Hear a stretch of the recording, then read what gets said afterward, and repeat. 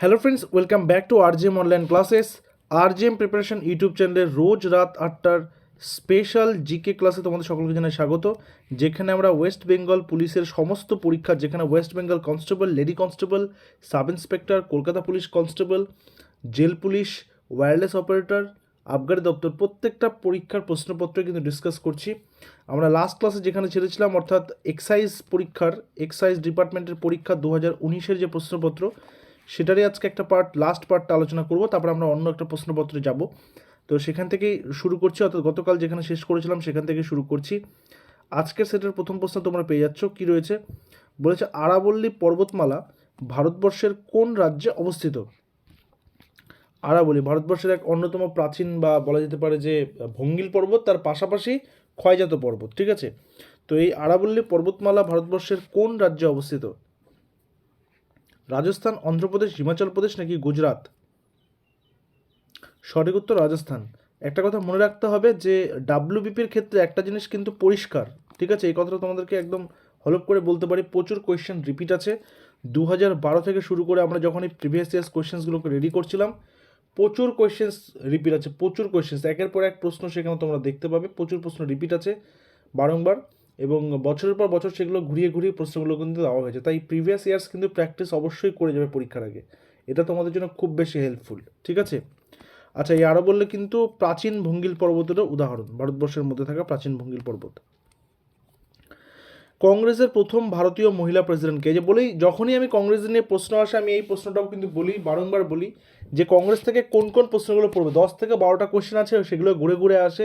প্রথম প্রেসিডেন্টকে, কবে শুরু হয়েছিল, প্রথম মহিলা প্রেসিডেন্টকে, প্রথম ভারতীয় মহিলা প্রেসিডেন্টকে, প্রথম মুসলিম প্রেসিডেন্টকে, নেতাজি কোন দুটো ইভেন্টে বা কোন দুটো সভাতে প্রেসিডেন্টশিপ করেছিল বা সভাপতিত্ব করেছিল, গান্ধীজি একমাত্র যেখানে সভাপতিত্ব করেছিলেন, পূর্ণ স্বরাজ যেখানে নেওয়া হয়েছিল, মানে সেই সভাতে, সেখানকার সভাপতি কে ছিলেন, আর তার পাশাপাশি যেটা নরমপন্থী চরমপন্থী ভেদাভেদ তৈরি হলো, সেটা কোন ইয়েতে বা কোন ইভেন্টে বা কোন সভাতে, এবং বন্দে মাতরম গাওয়া হলো কবে, কংগ্রেসের কোন সভায়, জনগণমন গাওয়া হলো কংগ্রেসের কোন সভায়। ব্যাস, এগুলো করতে হবে। এই 10 থেকে 12টা কোয়েশ্চেন করলে কংগ্রেস থেকে আরও কোয়েশ্চেন বেশি পড়তে হবে না, এগুলো চলে আসবে পরীক্ষাতে, ঘুরে ঘুরে এগুলোই আসে। তো এখানে সঠিক উত্তরটা আমরা নিয়ে নেব। এখানে সঠিক উত্তর সরোজিনী নাইডু, যেহেতু ভারতীয় মহিলা বলেছে। যদি বলতো কোন মহিলা প্রথম, তাহলে কিন্তু সেটা অ্যানি বেসান্ত হয়ে যেত, মনে রাখবে, সেটা কিন্তু অ্যানি বেসান্ত হয়ে যেত। যেহেতু ভারতীয় মহিলা বলেছে, তাহলে সরোজিনী নাইডু। 1925-এ 1925 খ্রিস্টাব্দে তিনি এই সভাপতিত্বের ভার গ্রহণ করেন, এবং সেটা ছিল কানপুর অধিবেশন। এগুলো কিন্তু মনে রাখবে। যেমন আমি বলছিলাম গান্ধীজি কি বেলগাঁও অধিবেশনে, নেতাজি কোথায় কোথায়, নেতাজি হচ্ছে হরিপুরা কংগ্রেস, ত্রিপুরী কংগ্রেস। আচ্ছা, পূর্ণ স্বরাজ কোথায়, লাহোর অধিবেশন 1929, লাহোর অধিবেশন, পূর্ণ স্বরাজ, সেখানে কে ছিলেন, সেখানে ছিলেন পণ্ডিত জওহরলাল নেহেরু। তো এই জায়গাগুলো কিন্তু ভালো করে বুঝতে হবে। ঠিক আছে, এখান থেকে প্রশ্ন তুমি কমন পেয়ে যাবে। পশ্চিমবঙ্গের কোন জেলায় পলাশির যুদ্ধক্ষেত্রটি অবস্থিত? এই যে পলাশির যুদ্ধ আমরা পড়েছি, তাই না, 1757 খ্রিস্টাব্দ, যেখানে কি বাংলার নবাব সিরাজউদ্দৌলা ভার্সেস রবার্ট ক্লাইভ, মানে ব্রিটিশরা, তাই না, ইংলিশম্যান ব্রিটিশরা। তো সেই পলাশির যুদ্ধক্ষেত্র কোথায় অবস্থিত সেটা বলতে হবে। মুর্শিদাবাদ, কোচবিহার, নদিয়া নাকি বীরভূম? সঠিক উত্তর অপশন নাম্বার সি, নদিয়াতে। ঠিক আছে, নদিয়াতে অবস্থিত। আচ্ছা, 2012 থেকে শুরু করে সমস্ত প্রিভিয়াস ইয়ার্স কোয়েশ্চেন্সের ডাব্লিউবিপির যত পরীক্ষার প্রশ্ন আছে, সব প্রশ্ন উত্তরের পিডিএফ কিন্তু আমরা রেডি করেছি। তোমরা পিডিএফটা আমাদের কাছ থেকে কালেক্ট করে নিতে পারো। তার জন্য আমাদের অফিসিয়াল হোয়াটসঅ্যাপ নাম্বার 9564345236, এই নাম্বার তোমরা হোয়াটসঅ্যাপ করবে, ডাব্লিউবিপি পিডিএফ লিখে তোমাদেরকে সেই পিডিএফটা দিয়ে দেওয়া হবে। তার পাশাপাশি তোমরা পাবে 2023 প্লাস 2024-এর সম্পূর্ণ current affairs. Only 99 fees pay করে তোমরা কিন্তু পিডিএফগুলো পেয়ে যেতে পারো। যারা ডাব্লিউপির জন্য সিরিয়াসলি প্রিপারেশন নিচ্ছ, তারা অবশ্যই পিডিএফটা সংগ্রহ করে বাড়িতে কিন্তু প্র্যাকটিস শুরু করে দাও। আচ্ছা, যেহেতু এটা আমাদের ডাব্লিউপি এক্সাইজের কোশ্চেন পেপার, সেই কারণে কিন্তু এখানে বাংলারও প্রশ্ন রয়েছে। বলেছে রেখাঙ্কিত পত্রের কারক ও বিভক্তি নির্ণয় করুন। সিংহের কেশর দেখতে সুন্দর, এই কেশর এটা কি কারক? কর্মকারকের রে বিভক্তি, অধিকরণ কারকের শূন্য বিভক্তি, কর্তৃকারকের শূন্য বিভক্তি নাকি কর্মকারকের শূন্য বিভক্তি? সঠিক উত্তর কী হবে?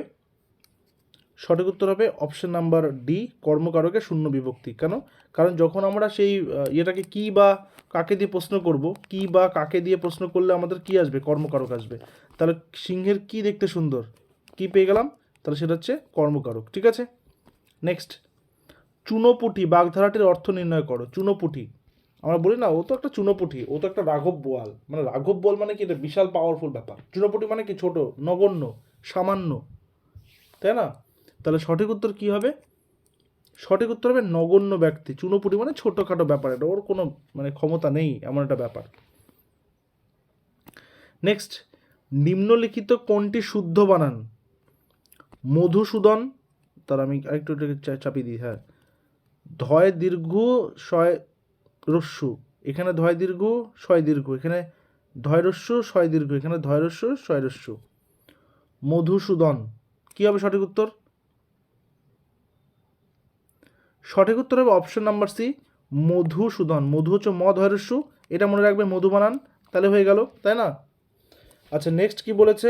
ছেলেটি বিদ্যালয়ে যাচ্ছিল, এটা কি ধরনের ক্রিয়া? যাচ্ছিল, যাচ্ছিল মানে অতীতকাল, অতীতকালে চলছিল, তাই না? একটা কাজ চলছিল অতীতকালে, তাহলে এটা কি ধরনের ক্রিয়া? এই ক্ষেত্রে একটা সমস্যা তৈরি হয় যখন প্রশ্নপত্রটার অ্যান্সার কি দেয়, তখন এই কোয়েশ্চেনটার কিন্তু কোনো কারেক্ট অ্যান্সার বা কি তারা দেয়নি। তাই এই কোয়েশ্চেনটা যারা অ্যাটেন্ড করেছিল তাদেরকেই পুরো নাম্বারটা দেওয়া হয়। ছেলেটি বিদ্যালয়ে যাচ্ছিল, তার মানে কি? এখানে মনে করতে হবে সকর্মক না অকর্মক, এটা হচ্ছে একটা অকর্মক ক্রিয়া, অপশন নাম্বার সি। কেন? কারণ হচ্ছে এখানে কি কোনো অবজেক্ট নেই। ছেলেটি বিদ্যালয়ে যাচ্ছিল মানে একটা জায়গার কথা বলছে ঠিকই, বাট সে যাচ্ছিল, কিন্তু অকর্মক মানে কি? যখন ক্রিয়াপদ কর্মপদকে ছাড়াই বসে যায়। আবার এটা কিন্তু একটা সমাপিকা ক্রিয়া, কারণ এটা মানে মনের ভাবে প্রকাশ করছে যে সম্পূর্ণভাবে একটা অর্থপূর্ণ একটা ক্রিয়াপদ ইউজ করে একটা বাক্য প্রকাশ করছে। তো সেই কারণে কিন্তু এইটাতে বিতর্ক তৈরি হয়, এবং এখানে যে যে অ্যাটেন্ড করেছে তাদেরকেই নাম্বারটা দেওয়া হয়েছিল। পরের নাম্বার, আবোল তাবোল। আবোল তাবোল কবিতাটির রচয়িতা কে? শক্তি চট্টোপাধ্যায়, নীরেন্দ্রনাথ চক্রবর্তী, সুকুমার রায়, অন্নদাশঙ্কর রায়।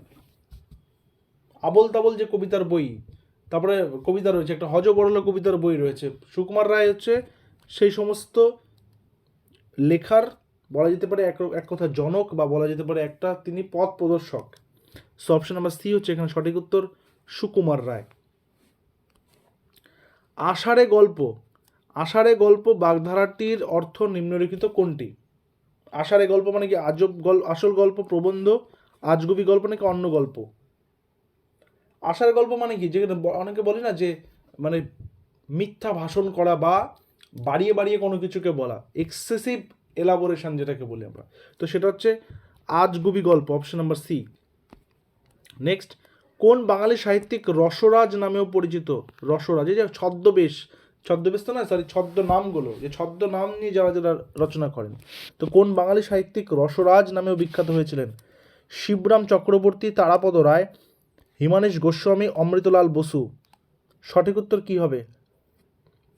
সঠিক উত্তর হবে option number D, Amritlal Basu. Bangla সাহিত্যকে পদাতিক কবি, এই যে দেখো ছদ্মনামে দিচ্ছে পদাতিক, পদাতিক কবি নামে, পদাতিক নামে তার একটা লেখা কবিতাও আছে। এই পদাতিক কবি কাকে বলা হয়? জসীমউদ্দিন তো পল্লী কবি, সুভাষ মুখোপাধ্যায়, শক্তি চট্টোপাধ্যায়, নাকি অরুণ ঘোষ? সঠিক উত্তর option number B, Subhash Mukhopadhyay. Meghnad Badh Kabya কয়টি স্বর্গে বিভক্ত? মেঘনাদ বধ 7টি, 5টি, 9টি, নাকি 11টি? মেঘনাদ বধ কাব্য, সঠিক উত্তর option number C, 9টি। Meghnad Badh Kabya কয়টি স্বর্গে বিভক্ত? 9টি স্বর্গে বিভক্ত। এক কথায় প্রকাশ করুন। লাভ করার ইচ্ছা, কোনো কিছু লাভ, জয়, লাভজনক, লিপ্সা, নাকি আকাঙ্ক্ষা? কোনো কিছু লাভ করার ইচ্ছা, তাহলে সেটা হচ্ছে এক কথায় লিপ্সা। ড্যাশ ভান্তে শিবের গীত, পাট, জল, ধান, নাকি ডাঁটা? এটা হচ্ছে একটা প্রবাদ বলতে পারো একটা। তো সঠিক উত্তর হচ্ছে ধান ভান্তে, অপশন নাম্বার সি। নেক্সট বলেছে, ইন্দ্রনাথ ও রাজলক্ষ্মী চরিত্রগুলির স্রষ্টাকে? Saratchandra Chattopadhyay, Pramatha Chowdhury, Pratibha Basu, Buddhadeb Basu. Saratchandra Chattopadhyay, option number A. আচ্ছা, বিনা পানি কোন সমাস? বিনা পানিতে জার, তাই না? বিনা পানি, বিনা পানিতে জার। তো বিনা পানিতে জার যখন এই ধরনের আমরা ব্যাস বাক্য তৈরি করতে পারি তখন সেটা হচ্ছে বহুব্রীহি সমাস, অপশন নাম্বার সি। তোমরা চাইলে বাংলা ব্যাকরণের টপিকগুলো করিয়ে দেওয়ার ব্যবস্থা করবো আমাদের চ্যানেলে, তোমরা চাইলে কমেন্ট করবে, ঠিক আছে? কমেন্ট করবে, তোমাদের যদি প্রয়োজন বোধ হয় তো অবশ্যই কমেন্ট করবে, তো সেটা আমরা কিন্তু করিয়ে দেওয়ার ব্যবস্থা করব। উপযুক্ত শব্দ দিয়ে শূন্যস্থান পূরণ করে প্রবচনটি সম্পূর্ণ করুন। বাঘে চুলে ড্যাশ ঘা, 17 ঘা, 36 ঘা, 18 ঘা, 50 ঘা। তো বাঘে চুলে 18 ঘা, অপশন নাম্বার সি। নেক্সট, আলালের ঘরের ড্যাশ, এটা হচ্ছে তোমাদের জন্য হোম টাস্ক রেখেছি, এটা তোমরা করবে, নিচে কমেন্ট সেকশনে জানাবে। যারা রেগুলার ক্লাস করছো তারা অবশ্যই অবশ্যই কমেন্ট করবে।